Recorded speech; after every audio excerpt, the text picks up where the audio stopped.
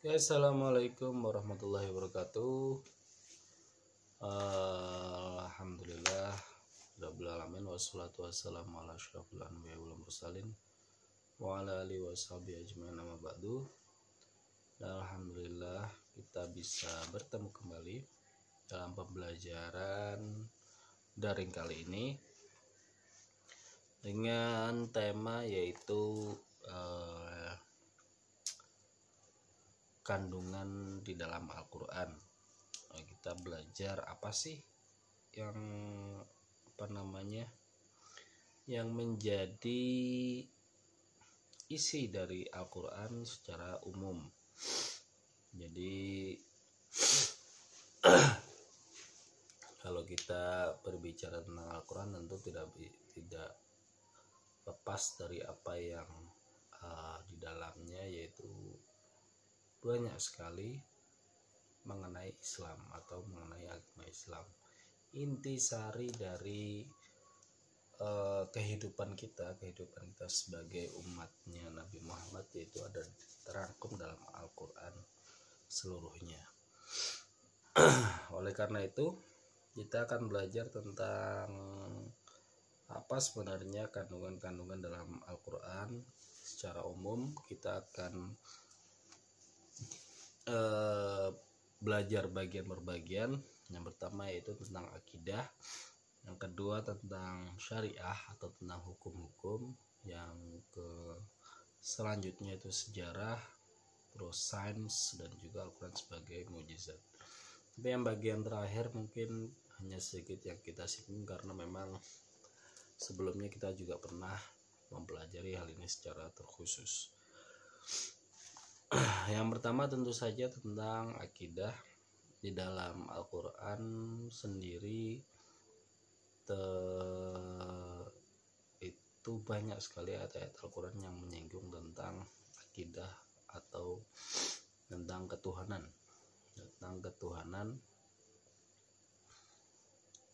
Allah Subhanahu wa Ta'ala yang Maha Esa. Yang pertama tentu saja banyak istilahnya, diantaranya adalah surat yang kita kenal, yaitu surat Qul huwallahu ahad Allahus samad lam yalid walam yulad walam yakul lahu kufuwan ahad, yaitu tentang ketauhidan atau kemurnian tauhidan, bahwasanya tiada Tuhan selain Allah. Kenapa hal itu demikian? Karena pada waktu itu Nabi Muhammad tinggal dengan orang-orang Nasrani dan juga tinggal dengan orang-orang Yahudi yang mereka agak menyimpang dalam artian sesembahannya dan juga akidah mereka. Kita tahu bahwasanya akidahnya orang Nasrani itu sangat jauh dari apa yang disampaikan oleh Nabi Isa alaihissalam. Jadi ceritanya dulu, sebenarnya Nabi Isa itu diperintahkan untuk menyebarkan agama tauhid untuk kalangan Bani Israel saja. Akan tetapi pengikutnya yang kalau nggak salah namanya Paulus atau namanya yang lain, saya kurang mengingat dengan baik, itu menyebarkan agama keluar dari Bani Israel, sehingga seolah-olah bahwasanya kita ini adalah domba-domba tersesat yang harus diselamatkan. Oleh karena itu menyebarlah agama Nasrani ke berbagai penjuru dunia oleh paus tersebut. Sedangkan yang ada di dalam Al-Quran itu adalah murni ajaran tauhid yang mengajar bahwasannya agama Islam itu adalah agama yang menyembah pada satu Tuhan, bukan tiga Tuhan. Begitu pula agama Yahudi yang Bani Israel juga. Orang-orang Yahudi ini sangat, kita tahu bahwasanya mereka susah diatur ya. Dulu ketika cerita awalnya tentang Nabi Musa ini juga diceritakan di dalam Al-Quran. Ketika ingin pergi ke Bukit Sinai atau Tursina. Nah, Bukit Sinai ini ada di Mesir. Kalau dari bawah ke atas itu sekarang ada tangganya sih, sehingga cuma 3 jam naik ke atas. Jadi ketika naik ke atas itu mereka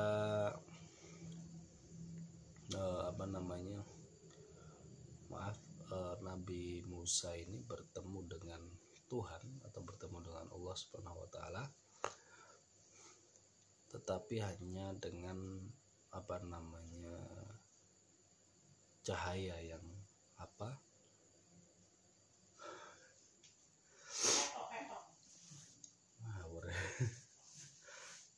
maaf, ada iklan. Oke.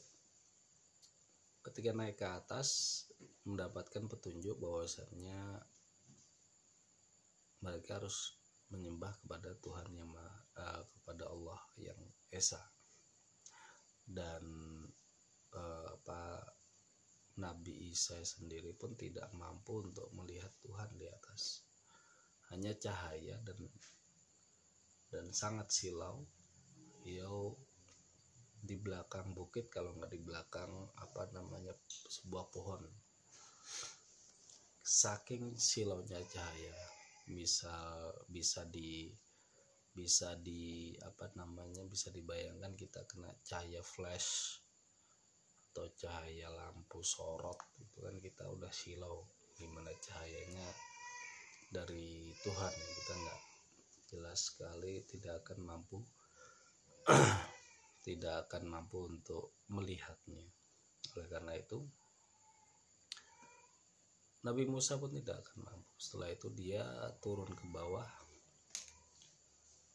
sudah mendapatkan perintah, tetapi apa yang terjadi dengan kaumnya? Nabi Harun yang diplot untuk menjadi pengganti beliau pun tidak sanggup untuk menahan tidak sabar untuk menunggu turunnya Nabi Musa. Sampai di bawah mereka menyembah yang namanya patung sapi, ya, Samiri atau Samiri. Dan kisah Samiri ini bermacam-macam. Kalau dalam ilmu tafsir itu disebut dengan Israiliyat atau kisah-kisah yang kisah-kisah yang menanggung atau mengandung tentang kisah Israel, jadi disebut dengan Israiliyat atau kisah-kisah Yahudi. Dan akidah inilah yang ingin diluruskan oleh oleh Al-Quran, bahwasanya tidak ada yang namanya ilahun talatha atau Tuhan tiga, tidak ada yang namanya juga Tuhan menyembah sapi yang seperti yang dilakukan oleh orang Yahudi dan seterusnya. Kita sudah mengenal bahwasannya yang Tuhan yang nomor satu ya cuma Allah Subhanahu wa taala, dengan bantahan-bantahannya kepada dua agama tersebut. Yang paling getol adalah dua agama tersebut, seperti kisahnya Nabi Musa sebelumnya yang ada di surat Al-Baqarah itu di awal-awal. Ada juga kisahnya Nabi Isa alaihissalam. Dan beruntung saya sendiri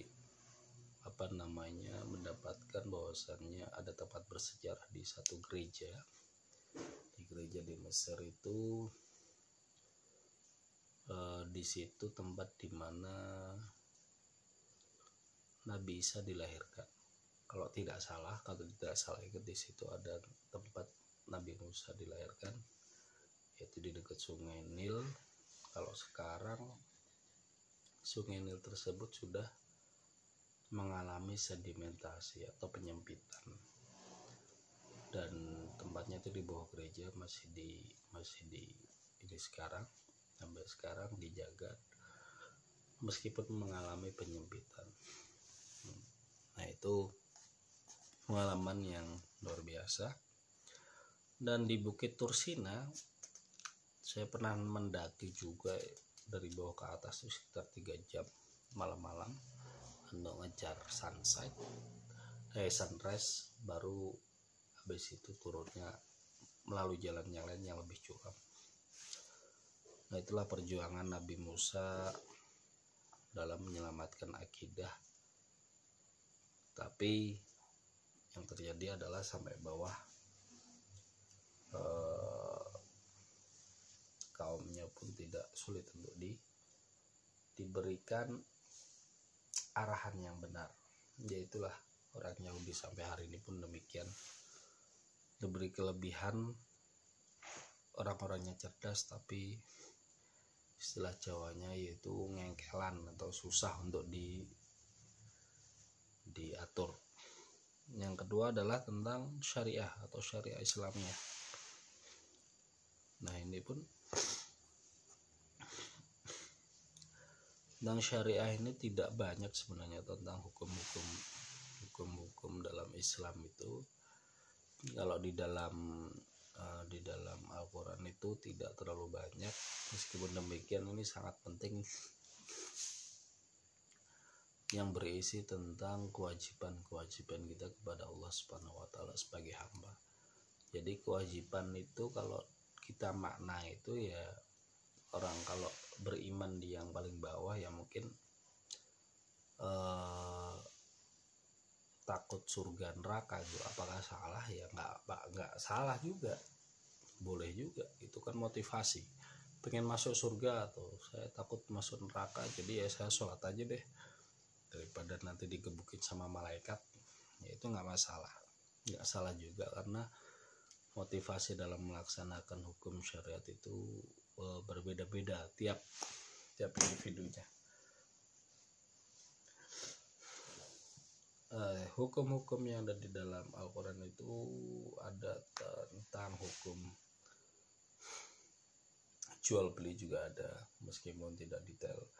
Ada juga hukum yang memilih pemimpin, bagaimana cara memilih pemimpin, bahkan sampai berhutang itu pun kita juga harus disuruh mencatat dalam Al-Quran. Misalnya kalian berhutang atau melakukan transaksi, silahkan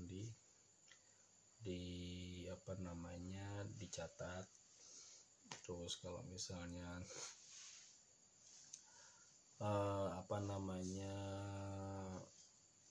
terjadi pembunuhan, itu kalau di dalam perang itu ya seperti itu. Hukum hudud pun juga ada had, terus lagi tentang dan seterusnya. Inilah yang diatur dalam beberapa dalam Al-Quran. Begitu juga hukum minum khamr. Nah, ini yang menarik, nih yang sering kita dengar adalah hukum minum khamr, tentang boleh tidaknya minum khamr. Yang menjadi pelajaran kita adalah bahwasanya hukum minum khamr itu tidak turun secara langsung, artinya turunnya itu tadrijian, turun hukumnya itu bertahap. Nah, ini yang perlu kita cermati ya. Kalau sebelumnya nggak boleh minum khamr, setelah itu ketika sholat jangan minum khamr atau jangan kamu mabuk. Selanjutnya turun nggak boleh minum khamr sama sekali. Artinya ketika sebelumnya itu masih dibolehkan minum khamr, tetapi selanjutnya ketika sholat nggak boleh, selanjutnya lagi nggak boleh sama sekali. Nah, di sini kita bisa beranalogi bahwasanya untuk menyebarkan dakwah Islam itu nggak bisa langsung, nggak bisa. Artinya perlu yang namanya tahapan-tahapan dalam menyebarkan dakwah Islamnya. Perlu tahapan-tahapan dalam menerapkan syariah Islamnya. ketika kita mendidik anak atau mendidik istri atau mengajak teman, itu beda hal ya, namanya ya beda juga cara dakwahnya. Oleh karena itu dakwah dengan Islam itu dua hal yang berbeda. Kalau Islam itu istilahnya kulitnya intinya, dakwah itu ya cerminannya. Jadi kalau misalnya orang melihat inti dari Islam ya melihat yang perilaku bagaimana mengajaknya gitu. Karena sekarang kalau kita melihat Nabi Muhammad melalui hadis-hadisnya, subhanallah, tapi karena Nabi Muhammad tidak ada, makanya melihatnya ya dengan perilaku umatnya. Yang paling dekat siapa? Ya ulama tersebut. Lalu ulama warathatul anbiya, ulama itu adalah warisan para nabi. Kalau ulama setelah itu ya kita bisa meneladaninya ulama, syukur-syukur. Karena dakwah yang paling mengena adalah dakwah bil hal, atau dakwah dengan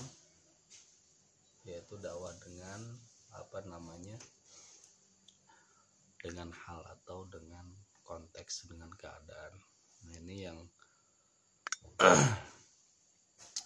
hukum syariah.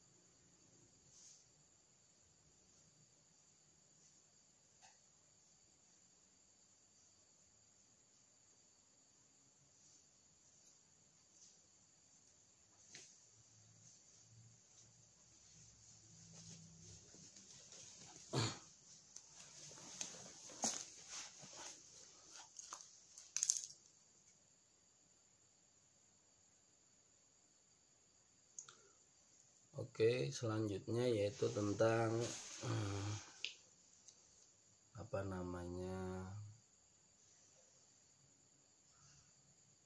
tentang sejarah. Nah, ini sejarahnya menarik karena sejarah Islam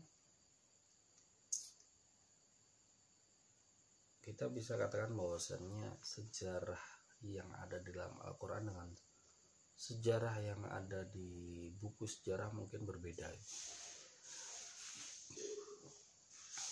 Masa yang ada di dalam buku sejarah itu diceritakan bahwasannya mulai dari Nabi Adam alaihissalam sampai masa sekarang, yaitu masanya Nabi Muhammad. Bisa dikatakan masanya Nabi Muhammad adalah nabi terakhir. Sudah sekitar 1400 tahun lebih ya sejak meninggalnya Nabi Muhammad, tetapi agamanya Nabi Muhammad itu sampai sekarang tambah berkembang. Ini subhanallah, luar biasa hebat. Nah, sejarah ini yang ada di dalam Al-Quran itu mulai dari Nabi Adam alaihissalam, mulai dari sebelum penciptaannya Nabi Adam, bahkan ceritakan bahwasannya bagaimana proses penciptaan manusia pertama. Wa qala rabbuka lil malaikati inni ja'ilun fil ardi khalifah. Qalu atajalu fiha may yufsidu fiha wa yasfiku dima wa nahnu nusabbihu bihamdika wa nuqaddisu lak. Dari ayat pertama aja para malaikat ini sudah mulai meragukan manusia itu. Meskipun begitu, Allah pun menjawabnya dengan, saya mengetahui apa yang tidak kamu ketahui. Akhirnya ya sudah, samina wa ata'na, malaikat intinya seperti itu. Sejarahnya Nabi Adam itu yang menarik adalah banyak dari kita yang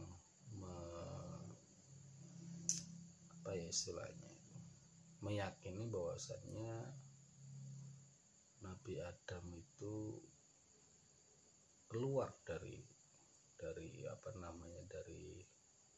surga. Nah, beberapa menyalahkan, wah kalau Nabi Adam nggak keluar dari surga, ya kita manusia ini hidup di surga nih, aman sentosa nih, nggak bakal hidup di dunia nih. Ada yang berpikir seperti itu. Tapi Nabi Adam keluar dari surga itu bukan atas hasutan dari setan. Kalau seperti itu sama aja Nabi Adam itu gak pinter gitu kan, bisa dibodohi sama siapa namanya, sama setan. Tapi sebenarnya enggak. Yang terjadi yaitu ketika Nabi Adam ketika setan itu dia membujuk atas nama Allah. Kayak misalnya ada salah satu dari kalian yang bilang,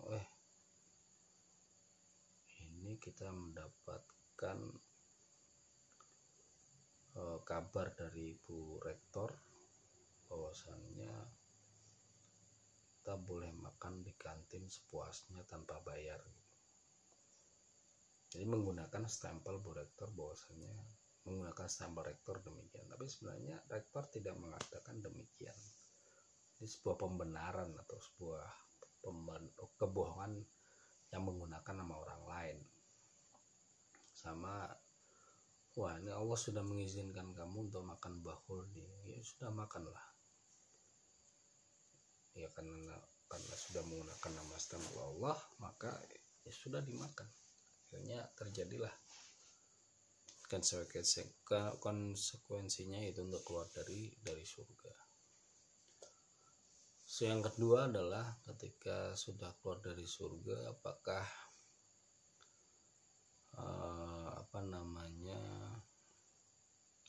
itu karena kesalahan dari kita jadi hidup di dunia ini karena kesalahan dari hal tersebut, ya itu mungkin salah satu jalannya. Tapi hakikatnya pun memang harus turun ke bumi, karena sebelum penciptaan sudah dikatakan, ini jailun, sebenarnya kami menjadikan khalifatul fil ard, menjadikan khalifah ke dalam bumi. Oleh karena itu ya, terus ulama pun juga menyepakati bahwasannya surga yang ada yang di kehidupannya Nabi Adam itu bukan surga yang akan kita tempati setelah yaumul qiyamah nanti. Jadi beda surganya. Kalau surga cuma pemandangan hijau dan seterusnya pun juga di dunia kita juga sudah mendapatkan pemandangan seperti itu di belahan dunia yang lain, di negeri kita bagian yang lain pun mendapatkan. Terus sejarahnya Nabi Adam ya. Terus yang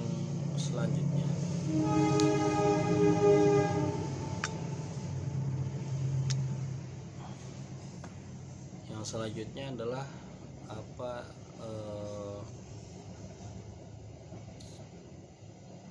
saya lupa ya. Oh ya, yang selanjutnya adalah yang isu-isu tentang sejarah, eh, apa namanya, manusia purba itu bagaimana Al-Quran menyikapinya.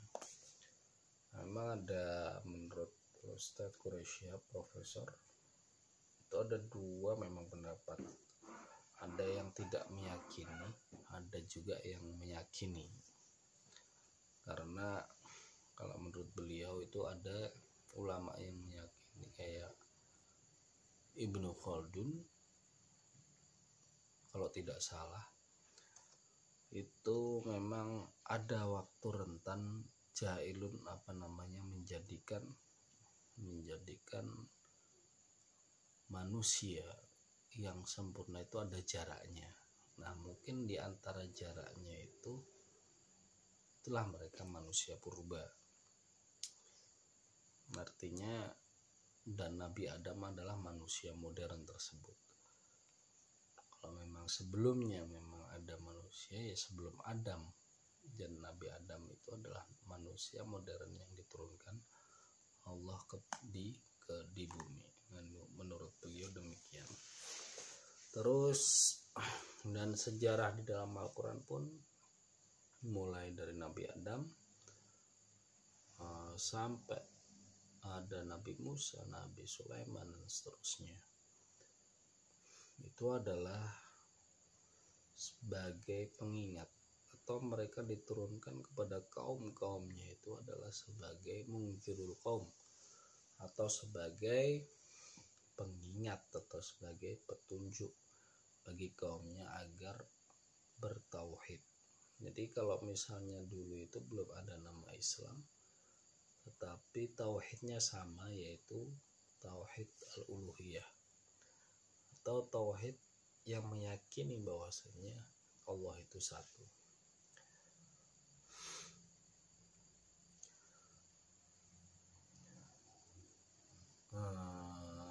Nabi Musa alaihissalam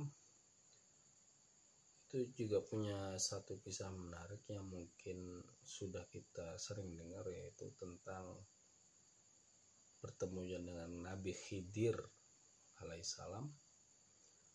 Nabi Khidir ini hebat sekali, bisa melihat masa depan, apa yang tidak bisa dilihat oleh Nabi Musa alaihissalam.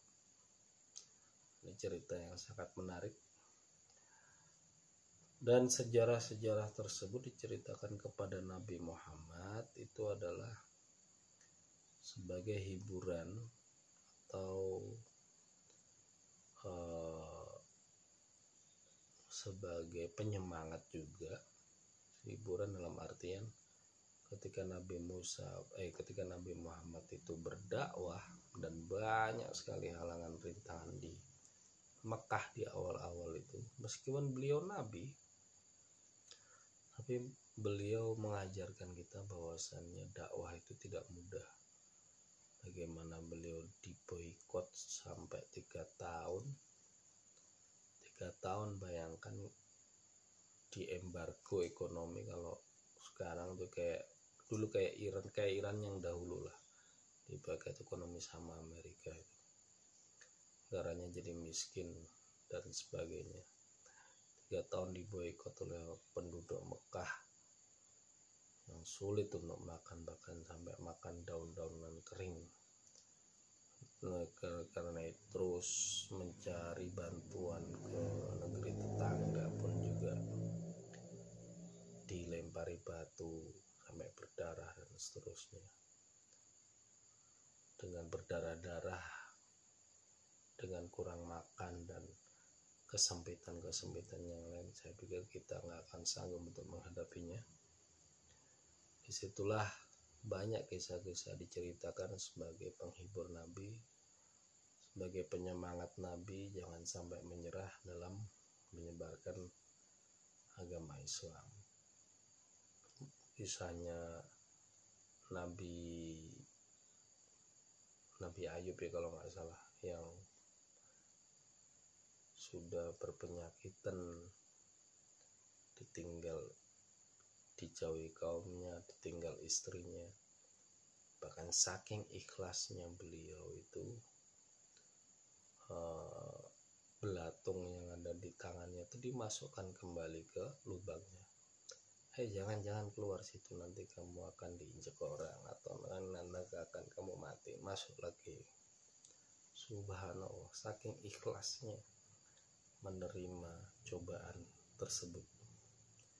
Bagaimana juga dengan Nabi Nuh yang sudah 1000 tahun yang cuma mendapatkan pengikut 3 orang atau 5 orang, bahkan anaknya sendiri pun tidak mau mengimani. Begitulah sejarah menceritakan tentang perjuangan para nabi, tentang perjuangan mereka, bagaimana mendakwahkan, bagaimana kita belajar Islam tuh, memperjuangkan Islam sedemikian rupa. Kalau kita di zaman sekarang mau belajar Islam pun mudah sekali, subhanallah, tinggal download buku selesai. Zaman saya dulu harus ke perpustakaan, harus ngafalin buku yang tebel-tebel itu dan seterusnya. Apalagi zamannya ulama dahulu yang tidak punya lampu hanya untuk belajar. Di zaman antum lebih mudah lagi, tinggal belajar di buku, video, ustadz-ustadz yang ada di luar negeri, nggak perlu jauh-jauh ke sana. Lalu yang selanjutnya adalah bagian sains atau bagian ilmu pengetahuan. Nah, ini menarik bahwasannya kitab suci tapi dalamnya ilmu pengetahuan, kitab agama tapi dalamnya ilmu pengetahuan. Nah, ini menarik. Oleh karena itu adalah yang disebut dengan yang baru adalah tafsir sains, tafsir yang menggunakan ayat-ayat kauniyah yang dikaji secara ilmu sains modern. Di antaranya adalah tentang proses kelahiran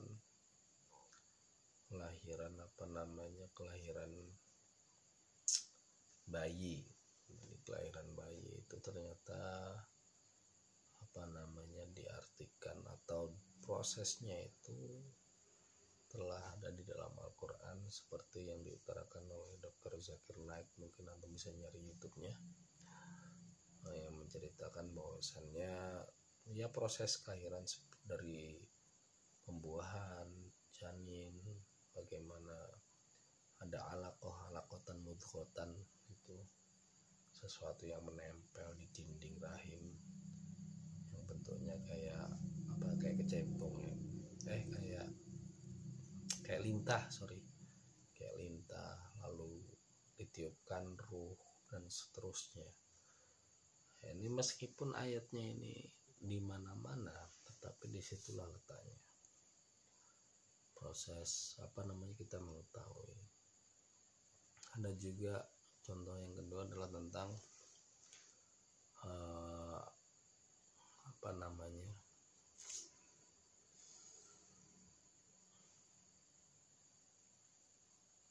pembuahan atau perkawinan antar tumbuhan.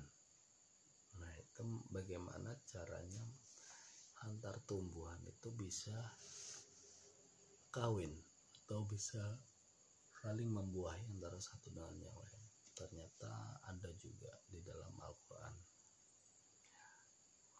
Lalu bagaimana yang ketiga adalah bagaimana siksaan kita di api neraka nanti, yaitu hanya melalui kulit saja, bukan tidak melalui sekujur tubuh kita dihancurkan, ya wallahu alam ya. Tetapi hari ini yang ditemukan demikian, yaitu yang ditemukan adalah bahwasannya kulit sebagai reseptor yang akan merasakan rasa sakit pedihnya nanti kita di neraka. Nah, seperti itulah. Jadi menggabungkan antara penelitian yang ada sampai sekarang dengan dihubungkan dengan ayat-ayat Al-Quran. Meskipun terus gimana nanti, namanya juga menafsirkan, bisa benar bisa salah. Ilmu tafsir itu kalau ilmu yang berusaha untuk mengungkapkan, untuk menangkap apa yang Allah kehendaki melalui kitabul Quran. Dan sejarah sains itu mengungkapkan sebuah mukjizat Al-Quran sebagai mukjizat, bahwasannya benar loh ada sejarahnya Nabi Musa, dengan bukti bahwasannya adanya Fir'aun hingga hari ini. Benar loh bahwasannya Al-Quran itu punya punya kandungan ilmu pengetahuan di dalamnya, dibuktikan dengan iptek pada hari ini dan seterusnya. Oleh karena itu bahkan huruf-hurufnya pun bisa dianggap sebagai mukjizat. Oleh karena itu kandungan yang ada di dalam Al-Quran yang meliputi akidah, syariah, sejarah, dan sains ini merupakan kumpulan sebuah mukjizat yang bisa kita rasakan, yang harusnya bisa kita jadikan pedoman hidup kita yang untuk mengarungi cobaan-cobaan yang dalam kehidupan di dunia. Ibaratnya ya kita cuma numpang aja di dunia ini, numpang ngopi sebelum kita bertemu di alam barzah nanti. Oke. Saya pikir demikian kajian kita tentang kandungan dalam Al-Quran. Syukran, astagfirullahaladzim. Wassalamualaikum warahmatullahi wabarakatuh.